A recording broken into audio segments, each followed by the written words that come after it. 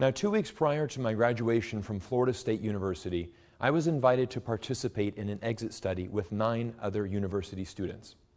That afternoon, we were invited to meet the Dean of the College of Business, and we were invited into his office, and we were asked one simple question: what are your plans after graduating university? Now, one by one, we went around the room answering this question, and the girl seated right in front of me told the story of how she was born and raised in Florida, and for the first time in her life, she was moving all the way to Texas. Now, she was extremely nervous about this journey. She was filled with anxiety and also excitement. And as everybody in the room, gave her encouragement and some sympathy, the dean looked at me and said, "Cyrus, what are your plans after graduation?" And I dropped a bomb on everybody when I said, "I bought a one-way ticket to Shanghai. I'm moving to China." Now, 14 years ago, at the age of 22, I made a very bold move. I decided to start my professional career in China. Now, originally, I went to China on a 1-year work contract, and that 1-year contract ended up being 10.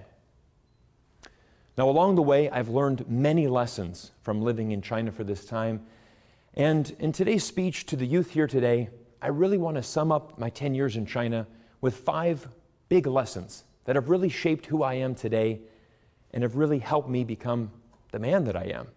And I really want to share these lessons because I think if you apply them to your life, they can also help you as you start off your journey. Now, China is one of the most amazing places in the world. Its history unparalleled, its beauty unmatched, its energy uncontainable. Working there as an expat truly was one of the most exhilarating experiences of my life. Now, when you start working in China, you'll quickly realize that the Chinese people are actually some of the hardest working people that you'll ever meet. There's a phrase that has been trending in Chinese internet over the last 2 years, and that is 996. What this refers to is working from 9 in the morning till 9 in the evening, 6 days a week. Now, this 72-hour work week, which is very common in the Chinese tech industry and nearly double what we are used to here in the West, just gives an insight and a testament to why the Chinese economy is growing so fast and rapidly these past few decades. The Chinese work incredibly hard.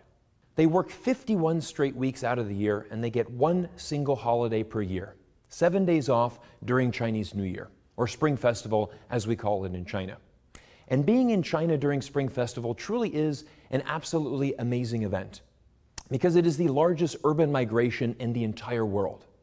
You have hundreds of millions of people crowding into buses, into trains, planes, automobiles, whatever they can, and traveling 20, 30, sometimes 40 hours to make it home so they can spend China's most important holiday with their family. And that is the first lesson, is that no matter what you achieve in life, whether it is financial success, career success, or maybe international fame, nothing is more important than your family. Now, this principle I applied directly to my life. As an American expat that was living in China, I went home once a year, back to Florida, my hometown. But along the way, I would make it a point to go to a very small town in Iowa to visit my grandmother. And this was really one of the most rewarding experiences of my life because my grandmother and I didn't see each other a lot when I was living in America. But all of a sudden, when I lived in China, it now became an annual visit. Ironically, out of all of her grandchildren, I was the only one that made an annual visit to Iowa to see her. And ironically, I was living 7,000 miles away on the other side of the world. But no matter what you do in this life, never forget your family. Now, the other thing that's really interesting with working with Chinese people is that all Chinese have an amazing ability to save money. And this is truly one of the most incredible things. And it really doesn't really matter where you are on the pecking order. For example, you could be a CEO earning millions of dollars a year. Or you could be an entry-level employee earning a few $100s a month. But almost everybody is able to save a large portion of their salary. And they really have this savings culture ingrained into the culture. Now, in the West, instant gratification really is, our way of life. If you want something, go put it on a credit card. Enjoy it now. You don't have to work hard first. But in China, up until 2012, 85% of all transactions in China were done with cash. The Chinese prefer to not have debt. And this is really a great habit that you can establish at a young age. Learn to save money. Learn to invest. If you do, it will benefit you for the rest of your life. Now, a person of my age, someone in my mid-30s, it would not be uncommon for me to send a very large portion of my salary home every month to my family back home if I was a Chinese person. These are great habits to get into. Now, working in China truly is one of the most amazing experiences, and to really understand the culture and to really form these relationships, it's important to start learning Chinese. And learning Chinese is one of the most amazing endeavors that I've ever gone on in my life. I've been learning Chinese for 14 years now, and it is something that I will continuously learn. Chinese is an incredibly complex language. Some people say it is the hardest language in the world to learn. That is because Chinese is a tonal language. So the same word said a different tone can actually have a different meaning. For example, shui, with a falling and rising tone, means water.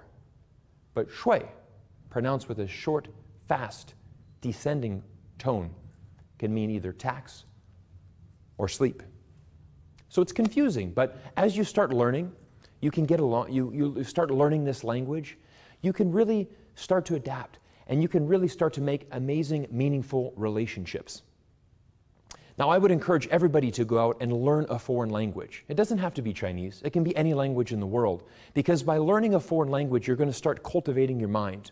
You're going to have a challenge that is going to give you confidence to tackle many other things in this world. But my motivation for learning a language really came from a quote from Nelson Mandela, when he said, when you speak to a man in a language that he understands, it goes to his head. But when you speak to a man in his mother tongue, it goes to his heart. Challenge yourself by learning a foreign language. You're going to make some amazing relationships as a result. Now, probably the most important skill set for a foreigner to go to China, or really anywhere in the world, is to have an open mind. You see, we live in a world that is very polarized and very divided.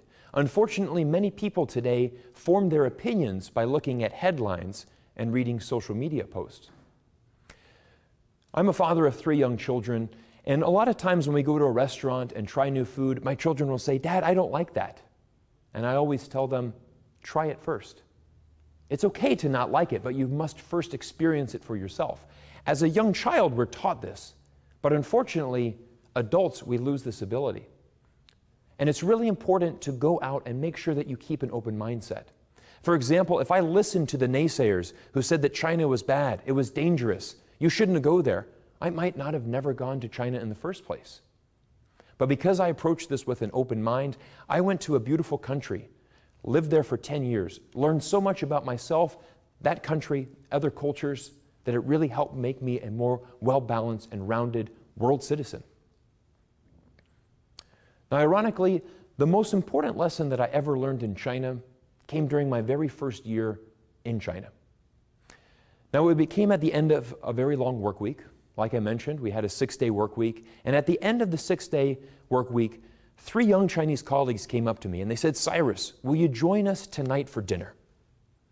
Now, for many companies in China, it's actually standard practice to have a staff dormitory on site and to provide meal and housing for your employees. And this was the case for our company in Shanghai. And these 3 young gentlemen who were just over the age of 20, they had all come from a very small village in China together, all friends, and they came to Shanghai. And what they would do every Saturday evening at the end of their work week, they would put some money together and they would go down to the market. They would buy a big fish, some pieces of meat, some vegetables, and a case of beer. And they would go on the 3rd floor of the rooftop and they would cook an amazing meal using a single element stove and a single frying pan. And I went up with them to the 3rd floor rooftop. And we sat down and they said, "Cyrus, we're so excited that you would come and eat with us. You know, we're so excited about being here in Shanghai. All of us left this small village. We all came here to get a better job, to have a better life. We're so excited about our future. And this is the first time that we've ever had a meal with an American. Tell us what America's like. Tell us about you." And as I digested what they told me, I really thought to myself, you know, I'm not much different than these people here, than these 3 young men. I too also came to Shanghai because of a job opportunity. I also want better things in my life. I also want to work hard and achieve success. Sure, we look different, we have different skin colors, we have a different language, different religion, but at the end of the day, we're more similar than we are different. And this is a really important point that I think everybody needs to realize. You can go out in the world and you can experience different cultures, but at the end of the day, all of our cultures teach us things that are very similar. For example, every culture teaches us to respect your elders. Every culture teaches you to work hard, advance your career, try to be the best that you can. Every culture wants a better life for their children. These are all universal things. Now, our world right now is very polarized. It's very divided. There's a tremendous amount of hate. And what we need to do right now is we need to build bridges. So as you're going out and getting ready to experience the real world, remember these 5 lessons. Find something that you're passionate about and go out and work hard. While you're working very hard, cultivate the habit of saving money and investing at a very young age. It will literally pay you dividends later in your life. Challenge yourself by learning a new language. Not only will you improve yourself, but when you find somebody that speaks that language, you'll be able to build a lasting relationship that will last forever. Always approach things with an open mind. This has been the one thing that I think has really helped me achieve success on the international level. And number 5, never forget that we are more similar than we are different. Now, it's really important to remember that you don't change the world with your opinion. You change it with your actions. So go out there and be the change that you want to see in the world today. Thank you.